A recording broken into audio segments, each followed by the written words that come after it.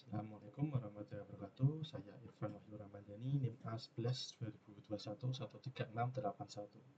Pada kesempatan kali ini saya akan menjelaskan terkait produk hasil akhir MSIP Batch 6 Studi Independen di Korslet Indonesia.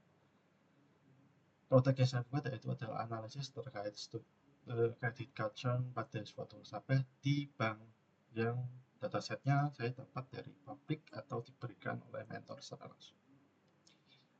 Untuk alur pada analisis kali ini itu adalah persiapan, lalu kita akan melihat, kita akan melakukan deskripsi masalah dan juga batasan masalah daripada analisis yang saya buat.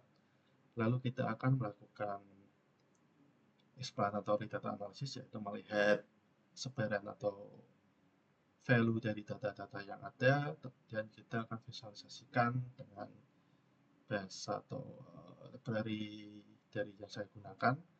Lalu kita akan melakukan preprocessing untuk persiapan data sehingga bisa diproses pada model. Lalu tahapan selanjutnya adalah modeling. Untuk model yang saya gunakan menggunakan decision tree dan juga XGBoost, di mana kita akan membandingkan kedua model tersebut sehingga model yang paling bagus akan digunakan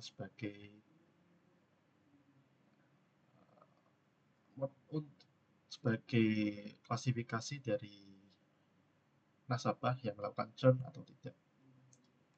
Kita langsung saja di persiapan. Pada persiapan kita akan menggunakan beberapa library Python seperti Pandas, Matplotlib, dan juga trend test dan juga serta model yang akan kita gunakan. Nah, kita juga harus mempersiapkan data, yaitu di file CSV bernama ini, credit card churn dataset, yang didapat dari mentor, yaitu data publik. Kita lihat di sini ada beberapa kolom dan juga value-nya, mulai dari klien, label, dan sebagainya sampai rasio pemakaian. Yang fokus kita akan analisis terkait label. Kita akan memprediksi apakah dia akan melakukan churn atau tidak.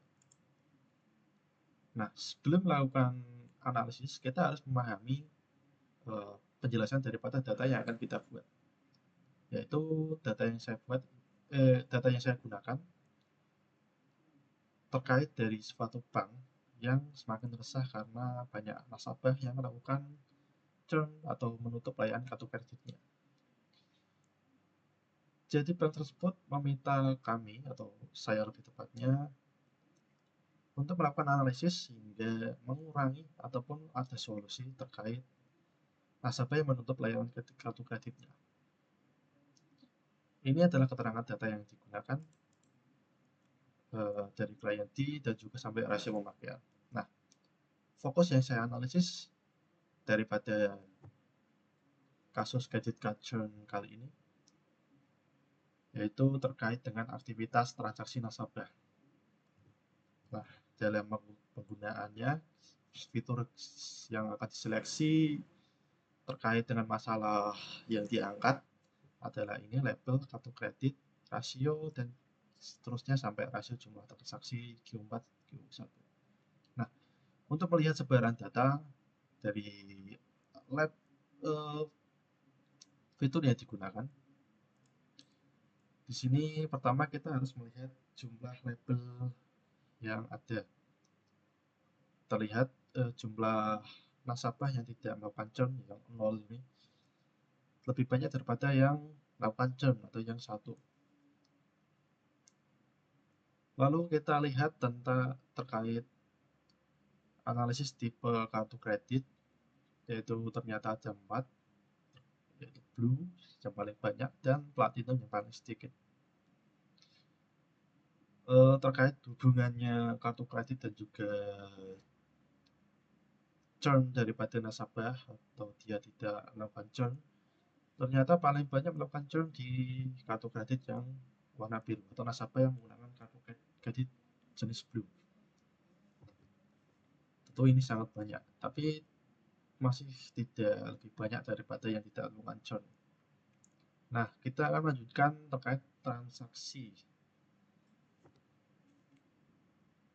pada aktivitas transaksi atau rasionya dari kuartal 4 terhadap kuartal 1 ternyata relatif stabil, yaitu tidak ada kenaikan dari transaksi, dan hanya beberapa nasabah yang melakukan kenaikan transaksi seperti ini, hampir 3,5 kali kenaikan, dan relatif stabil di 0,5 sampai 1.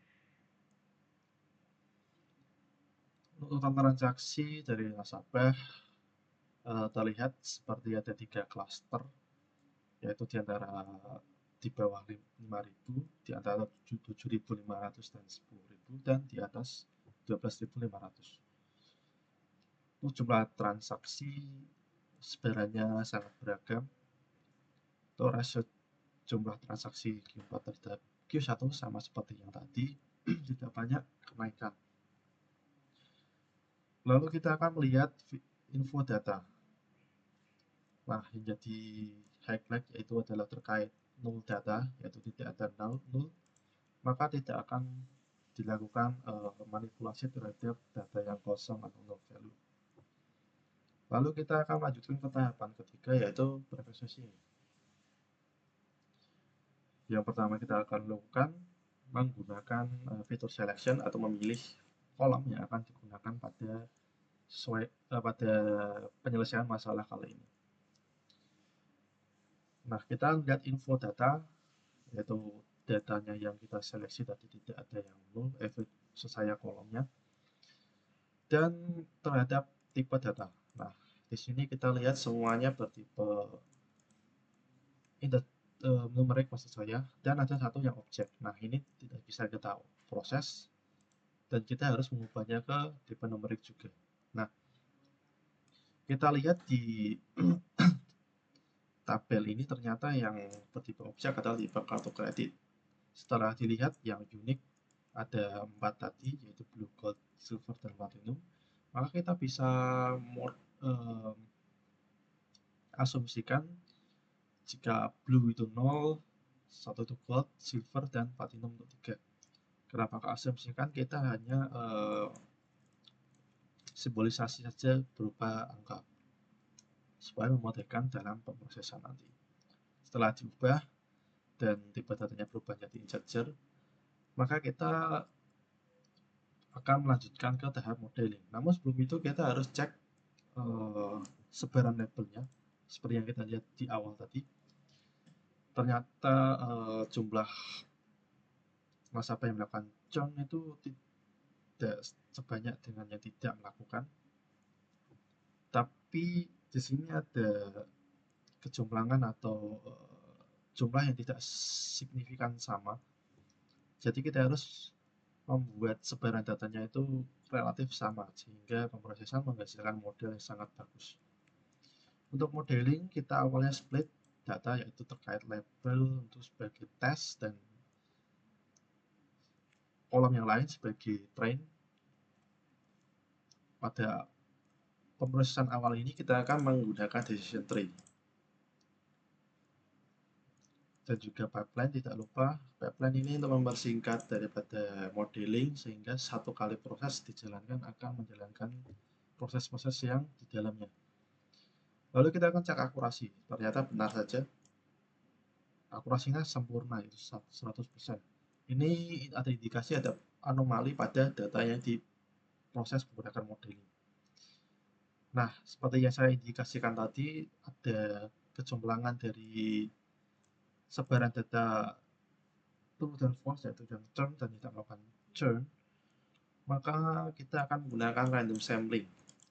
Di sini saya menggunakan undersampler, dan kita lihat sebelum dan sesudah di random sampling, dan kita lihat sebarannya sudah sama setelah di random sampling dengan undersampler.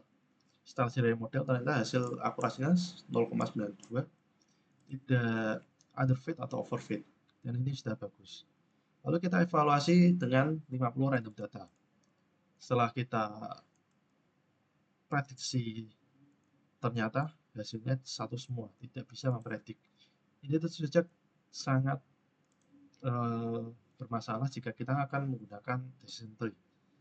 Lalu kita akan coba menggunakan XGBoost, sama untuk prosesnya, dan juga ada min-max untuk normalisasi value. Setelah dicek akurasi juga sama karena ada anomali data yaitu sebaran label. Nah, setelah di undersampling, hasilnya lebih bagus 0,94 daripada yang decision tree tadi. Tidak ada underfit atau overfit. Dan ketika dievaluasi menggunakan 50 random data, 30 maksud saya,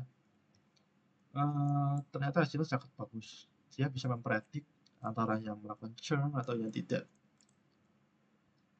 Nah, kesimpulannya adalah XGBoost bisa memprediksi dengan bagus terkait dengan masalah yang ada atau terkait churn nasabah tadi. Dan dari insight ini kita lihat ternyata rasio transaksi tidak terlalu mempengaruhi terkait prediksi. Misal ini, dia sangat rendah melakukan churn, dan ini sangat rendah tapi tidak. Sementara itu jika total transaksi ini tinggi, maka dia tidak akan churn. Ini sangat tinggi, ini tidak tinggi, maka dia tidak akan. Nah, ini lumayan rendah, dia akan churn. Ini juga rendah, dan ini lumayan rendah, lumayan tinggi, tapi ini lumayan rendah di bawah 70 yang tadi, dia akan churn 14, dan jika di atas 100 dia tidak akan churn. Saran untuk perusahaan dari hasil analisis ini mungkin bisa memberikan semacam diskon sehingga nasabah akan meningkatkan aktivitasnya dari penggunaan kartu kredit. Lalu bisa juga memberikan benefit atau fasilitas tertentu pada suatu layanannya, dan juga bisa juga memberikan reward atau poin misalnya, dan bisa ditukarkan dengan hadiah sehingga meningkatkan transaksi dari kartu kredit. Sekian, apabila ada kesalahan, mohon maaf. Wassalamualaikum warahmatullahi wabarakatuh.